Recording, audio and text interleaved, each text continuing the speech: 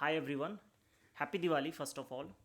In this video, we are going to discuss a very important framework to decode your sociology optional.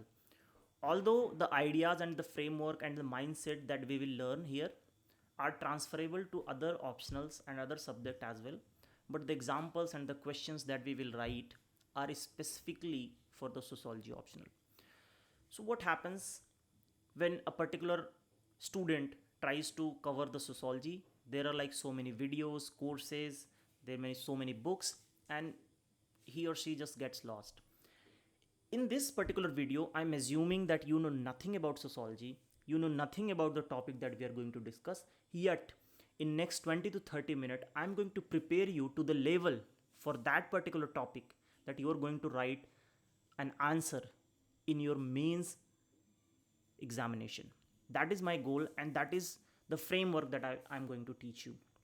In this, we are going to analyze, we are going to connect, we are going to write, we are going to read all the steps that are necessary to prepare your optionals. So, when you think about it, the actual end game for you is to write the answers of the questions that are going to be in your mains examination. So why not we start with keeping end in the mind? Okay, so let's say we have this sociology optional PDF right now, and I'm targeting 320 plus marks, which is very aspirational, but let's say where it goes. So the first thing that you need to focus on is read only the syllabus, nothing more than that, nothing less than that. And when I say syllabus, it also includes PYQ, and that is what we are going to do today.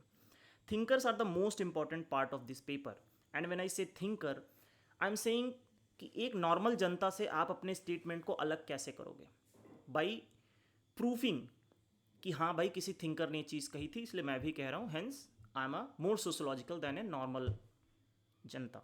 Okay, and we are going to analyze more, write and read as less as possible. What we do, we get it backwards. We first read, then we try to write the answer, and when we fail कि भाई अब answer नहीं निकल रहे हैं हमारे reading से, तब हम एनालाइज करना शुरू करते हैं.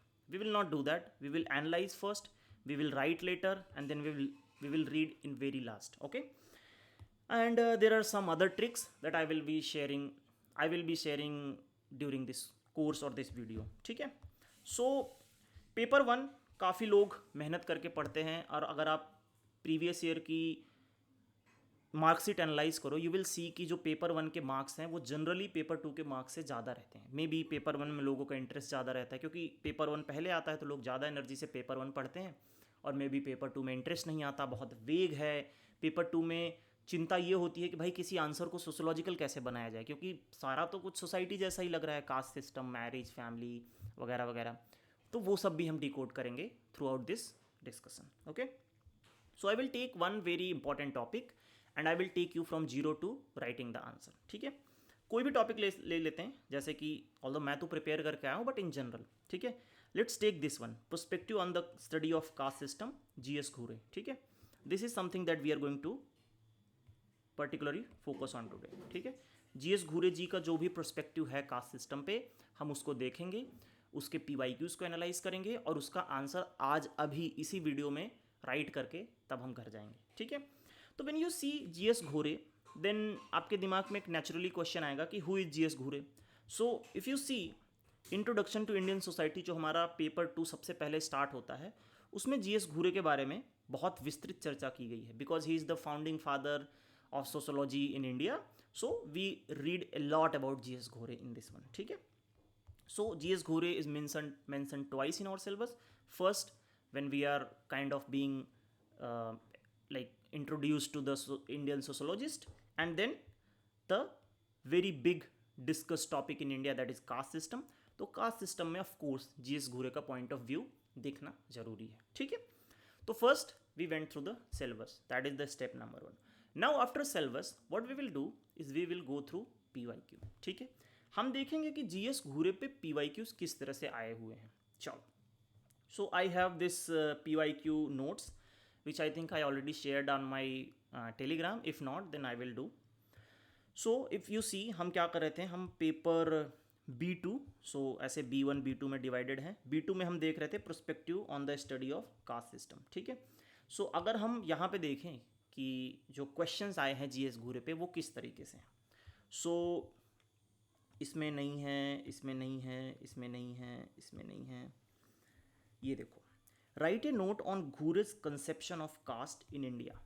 सिंपल क्वेश्चन कि भाई घूरे का कंसेप्शन क्या था, that is simple PYQ, that is we are going to look. Okay, so this one. और कोई क्वेश्चन आया है जीएस घूरे पे? I don't think so. ठीक है, मे बी अब जैसे जीएस घूरे के कंसेप्शन के बारे में हमने पढ़ लिया, so that idea could be used here in feature of caste system, like that is the transferable idea. सो अब जैसे ये क्वेश्चन आ गया कि write a short note on Ghurye's conception of caste in India, ये 10 मार्कर का है, you can write only 150 words. So don't you think कि हमें वो 150 वर्ड्स ही बहुत स्ट्रांगली पढ़ना चाहिए? तो let me take you to my notes and I will share the sources that I used to build that notes, and I will share my answers that I'm going to write for this particular question. ठीक है, चलो let's go to my paper 2 notes. ठीक है, so this is घूरे. so जो मेरा basic notes होता है मैं क्या करता हूँ कि जो नितिन सांगवान की बुक है, ठीक है, जो नितिन सांगवान की बेसिक बुक है, मैं उसको अपना बेस मान के नोट्स प्रिपेयर कर लेता हूँ। ठीक है, जैसे कि एक एक लाइनर, दो दो लाइनर हर एक पैराग्राफ से, क्योंकि उसमें बहुत डिटेल में बताया गया, बहुत सिंपल लैंग्वेज बताया, तो you kind of understand. Then I go to PYQ। ठीक है, और PYQ में मैंने देखा कि जीएस घूरे के कंसेप्शन के बारे में पूछा है। Then I try to link back कि क्या मैं इस PYQ को जो नितिन सिंघानिया में पढ़ा है, क्या मैं उसको, सॉरी नितिन सिंघानिया कह रहा हूँ, नितिन सांगवान में जो पढ़ा है, क्या मैं उससे आंसर कर सकता हूँ या नहीं। If I cannot answer that, then it means I need to add something. और when I say that I can answer or not, it means क्या मैं 150 वर्ड उस पर्टिकुलर नोट से अपने पर्टिकुलर आंसर में लिख सकता हूँ या नहीं। If not, then I go and look for other sources. If I can answer the question, then there is no need to go like in further exploration, because I'm not here to become sociologist, I'm just here to clear the exam. ठीक है, so PYQ back and forth, अगर if needed then we go for value add. और value add should not be like reading hundreds of pages, value add should be the exact pin point you need. Value add में क्या कि भाई आपको GS घूरे के बारे में, लाइक उनका जो कंसेप्शन है उसके बारे में आपको आइडिया ही नहीं लग रहा है। ठीक है, उसके बारे में जो 5-7 पॉइंटर आपको बॉडी में लिखना है वो आपको पता नहीं चल पा रहा आपके करंट सोर्स से, उनके क्रिटिसिज्म के बारे में आपको नहीं पता चल पा रहा है, उनके फ्यूचर के मतलब फ्यूचर व्यू के बारे में आपको पता नहीं चल पा रहा है। ठीक है, उनके मेथडोलॉजीज के बारे में आपको नहीं पता है, उनके उनके आइडियाज़ के बारे में आपको नहीं पता है। So there should be kind of segments that you need to find कि हाँ यार मेरे आंसर में ये लैक है। when we get to this question, I'm trying to discuss the idea about the structures that you're going to think in terms of answering the question. So let's say when we get this particular question कि भाई write the conception of GS Ghure about Indian caste system. So what are the broader things that we need to mention in our answer? So first thing that could be is intro.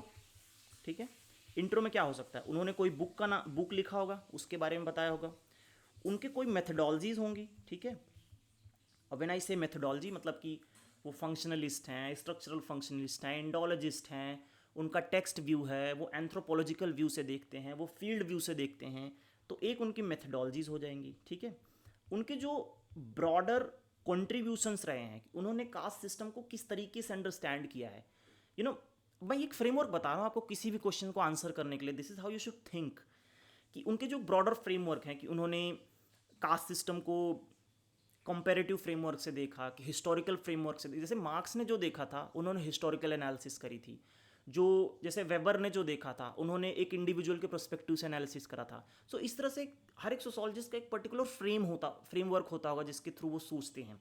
सो हम उनका broader framework देखेंगे, इसमें हमारे intro में एक एक दो दो लाइन आ जाएगा। ठीक है, उसके बाद हम बॉडी में जाएंगे। ठीक है, फिर बॉडी में हम देखेंगे कि जो उन्होंने फ्रेमवर्क दिए हैं उनके मेन पॉइंट्स क्या रहे हैं, उन्होंने कास्ट के कुछ एट्रीब्यूट्स दिए होंगे, कास्ट के ओरिजिन्स की कुछ थ्योरीज दी होंगी, कास्ट के फंक्शंस, नॉन फंक्शंस, डिसफंक्शंस के बारे में डिस्कस किया होगा। सो इस तरह से we need to think in terms of various dimension.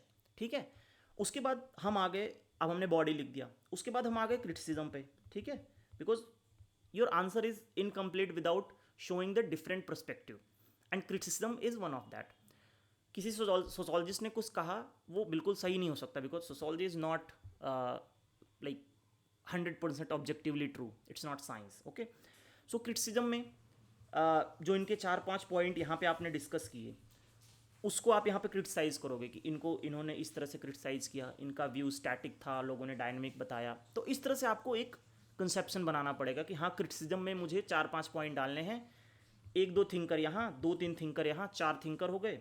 उसके बाद कंक्लूजन में, अब कंक्लूजन क्या हो सकता है कि उनको आप ये बोल दो कि भाई क्रिटिसिज्म था, बट फिर भी he was very good like giving this theories. आप उनके फ्यूचर पर्सपेक्टिव को बता सकते हो कि उन्होंने फ्यूचर कैसा देखा किसी पर्टिकुलर थ्योरी का. सो इस तरह से हमें एक फ्रेमवर्क के अंदर सोचना पड़ेगा, और उस फ्रेमवर्क को माइंड में रख के ही हमें नोट्स बनाना पड़ेगा.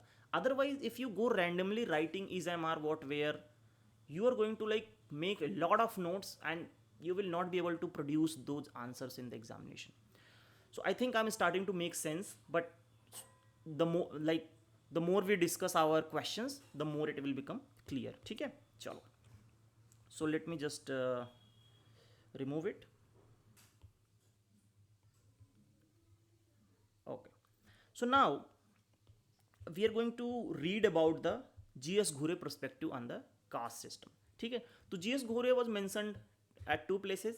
तो सबसे पहले मैं स्टार्ट करूंगा जो अपना स्टार्ट है, फिर I will go back to and link it to that. ठीक है, तो सबसे पहले जो मैंने बताया, जो सबसे इंपॉर्टेंट अपना फैक्चुअल इन्फॉर्मेशन है वो है कि उन्होंने बुक कौन सी लिखी थी, that was caste and race in India. ठीक है, उसके बाद जो उन्होंने कास्ट को एग्जामिन किया था किस पर्सपेक्टिव से, हिस्टोरिकल इंडोलॉजिकल, मतलब कि हिस्ट्री से, मतलब हिस्ट्री में कैसे कास्ट थी, कैसे कास्ट फंक्शन करती थी और आज कैसे फंक्शन कर रही है, using the Indological method. Indological मतलब टेक्स्ट को यूज करके उन्होंने कास्ट के बारे में डिस्कस किया था.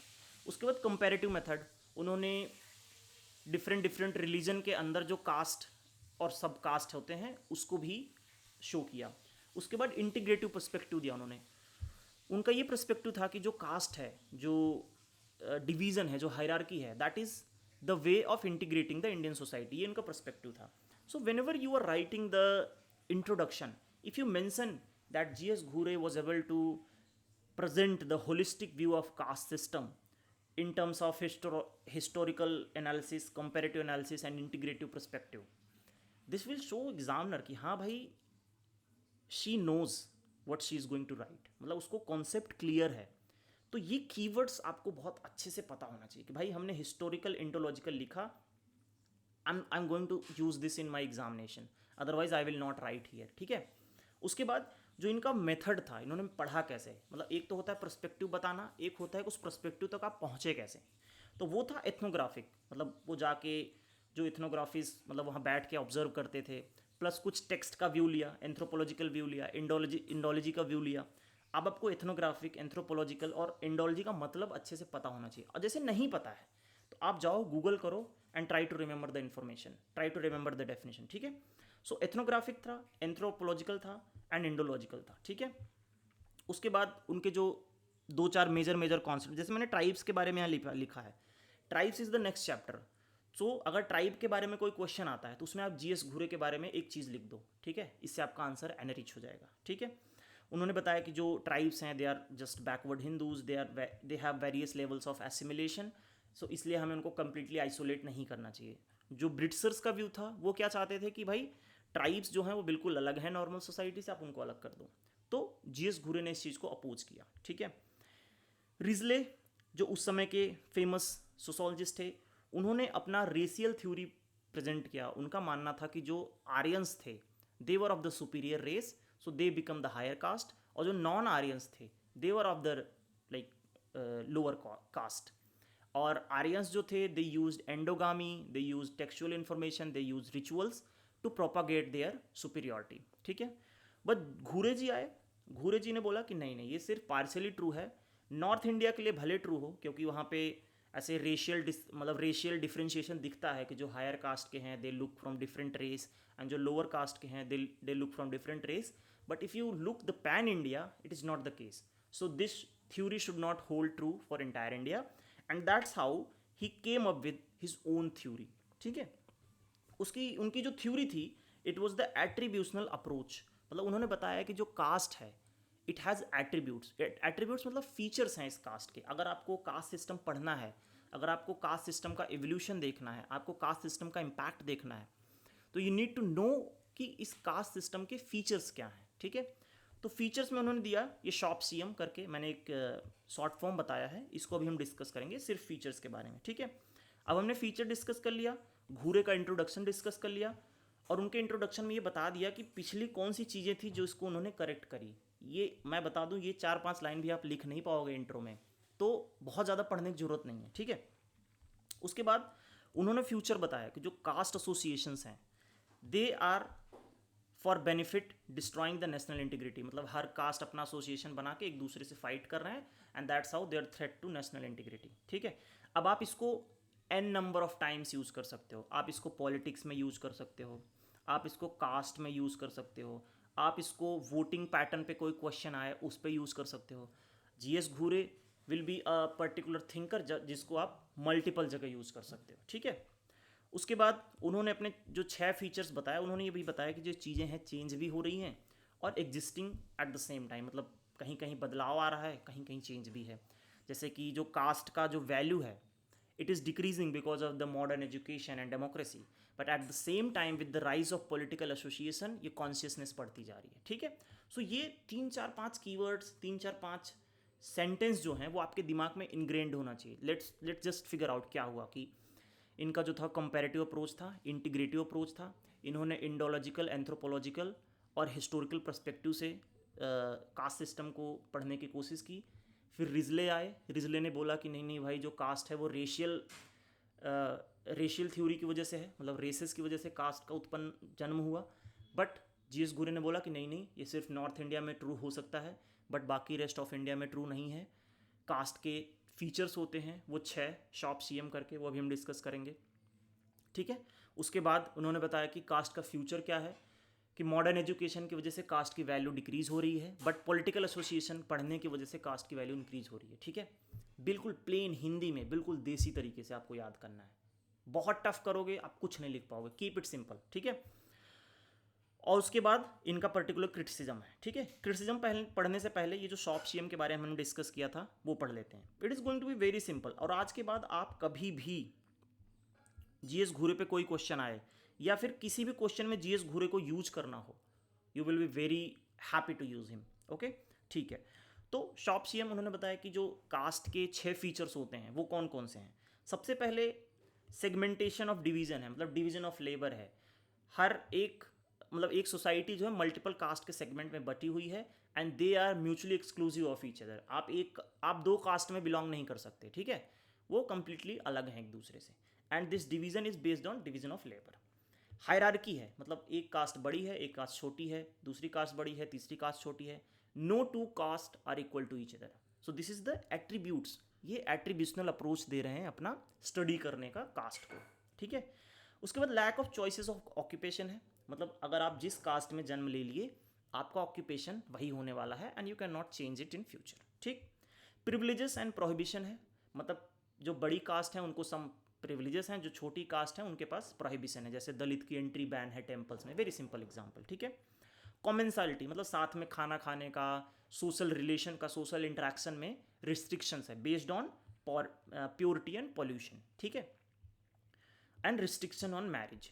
जो एंडोगामी है ऑन हाइपरगामी है। राइट, एंडोगामी मतलब कि आपस के जाति में ही शादी करनी है। हाइपरगामी मतलब कि बड़ी जाति का लड़का और छोटी जाति की लड़की शादी कर सकती है, but hypogamy which is inverse of the hypergamy, that is not possible. ठीक है, सो ये उन्होंने आई एम सॉरी, ये उन्होंने 6 फीचर्स बताए। ठीक, उसके बाद मॉडर्न टाइम में उन्होंने बताया कि जो फॉर्मेशन ऑफ कास्ट एसोसिएशन है that is giving rise to political association, और ग्रेजुअल डिसअपियरेंस होगा जब अर्बनाइजेशन और एजुकेशन आएगा। ठीक है, अब अर्बनाइजेशन और एजुकेशन एक टॉपिक है हमारे नीचे, जब आप इसमें आओगे, लेट मी शेयर किए चैलेंज टू सोशल ट्रांसफॉर्मेशन। ठीक है, literacy, disparity in education.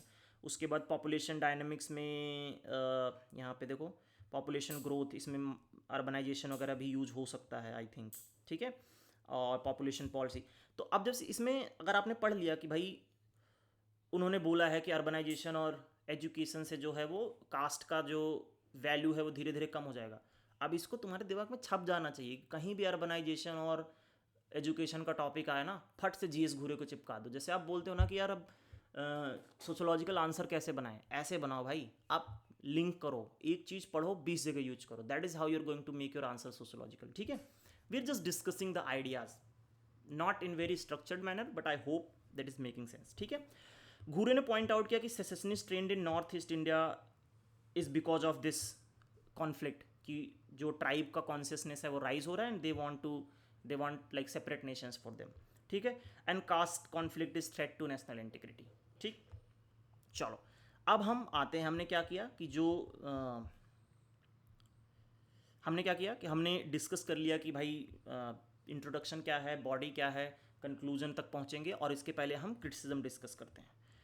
Criticism सबसे पहला है कि आर्म चेयर थे, मतलब बैठ के ही सब डिसाइड करते रहे टेक्स्ट पढ़ पढ़ के, he did not go into field view. ठीक है, और इनका ब्राह्मणिकल पॉइंट ऑफ व्यू बना। ये एंड्रे बेटले ने कहा कि भाई आपने धर्मशास्त्र मनुस्मृति ही पढ़ा है, तो जो ब्राह्मणों ने लिखा है that is the point of view of upper caste, but the lived reality of the lower caste is not mentioned in those text. So इसलिए आप बहुत बड़ा चीज़ मिस आउट कर रहे हो। ठीक है, उन्होंने बेतले ने बोला कि भाई हिंदू सेंट्रिक व्यू है आपका, जैसे कि आपने ट्राइब्स को बैकवर्ड हिंदू बोला, दैट शोज़ कि आप हिंदू सेंट्रिक व्यू रखते हो। ठीक, उसके बाद इन्होंने बताया कि जो रेशियल थ्योरी को पार्सियली आपने एक्सेप्ट किया था, ये कम्प्लीटली रॉन्ग है। फिर आप बेतले के बारे में पढ़ोगे तो आपको पता चलेगा कि बेतले ने इसको रिजेक्ट क्यों किया और क्या सेलेक्ट किया। ठीक, रजनी कोठारी जी बोलती हैं कि आप जो बोल रहे हो कि कास्ट एसोसिएशन से आपस में झगड़े बढ़ रहे हैं, ऐसा नहीं है। कास्ट एसोसिएशन के फ़ायदे भी बहुत हैं, जैसे जो दलित हैं और पिछड़े वर्ग के लोग हैं, वो कास्ट एसोसिएशन करने के बाद they got political economic power, so it is doing more good than bad. So मतलब यहाँ पे आप रॉन्ग हो। एम एन श्रीनिवास ने बोला कि सर आप जब आए आपने एक बिल्कुल स्टैटिक व्यू प्रेजेंट कर दिया कास्ट का, कि भाई एकदम सेगमेंटेड है, जन्म से ही आपको असाइंड हो गया है कि आप इस ऑक्यूपेशन में जाओगे, तो ये बहुत स्टैटिक व्यू है। बट इन द रियलिटी अगर आप ग्राउंड में देखो तो कास्ट जो है बहुत डायनेमिक है।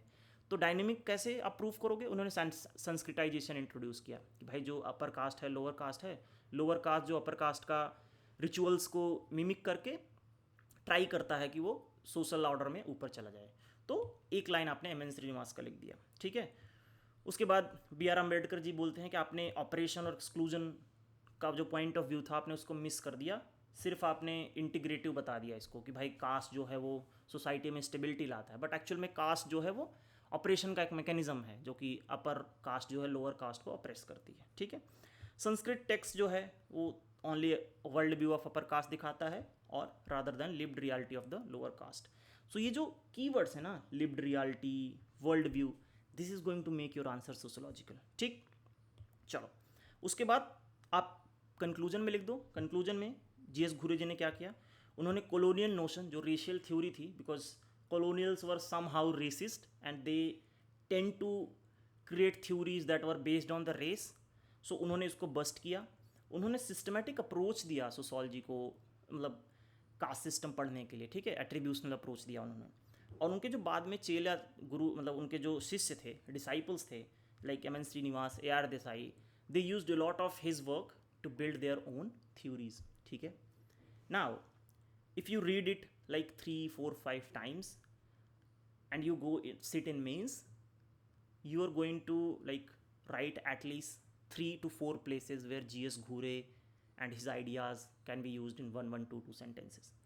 Just imagine if you read like 50 60 questions from this whole like analytical perspective and try to connect things here and there, your level of preparation will go to next level and you will not have headache reading and connecting the sociology. ठीक है, so I used the fodder that I told you and then I submitted this question to ChatGPT. ठीक है, let's see what does ChatGPT has to say about my answer.